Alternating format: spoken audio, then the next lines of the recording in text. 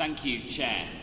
In January 1941, as Axis powers launched attacks on 3 continents, President Franklin Delano Roosevelt used his State of the Union address to state that our way of life was in peril, and FDR envisioned 4 fundamental freedoms everywhere: freedom of speech and expression, freedom of worship, freedom of want, and freedom from fear.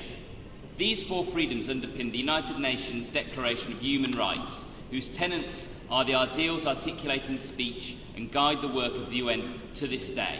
But, colleagues, we face once more an existential peril that FDR couldn't have envisaged 81 years ago: the peril of climate change.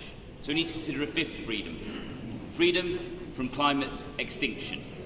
We gathered just 3 months ago in Glasgow at COP26, where we collectively failed to gain an agreement which meant the world could be free from the prospect of climate extinction.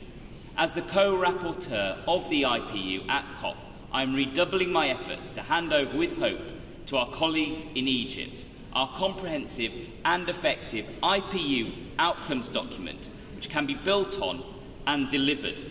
We need to ensure that clean energy technologies are within reach of all nations, that adaptive measures are rapidly and comprehensively delivered, that we pay special attention to small island developing states and landlocked developing countries, that net zero is delivered at the earliest possible date and carbon-emitting technologies are phased out rapidly. The issue of finance must take primacy at COP27, the collective funding goal of $100 billion being an insult to the communities struggling to both develop and play their part in the climate emergency. There must be urgent reform of the international financial architecture to ensure it's not just fair and equitable, but provides rapid and sufficient financial resources and encompasses the loss and damage done to those communities most at risk of climate devastation. I'll finish with the words of FDR again on the 4 freedoms.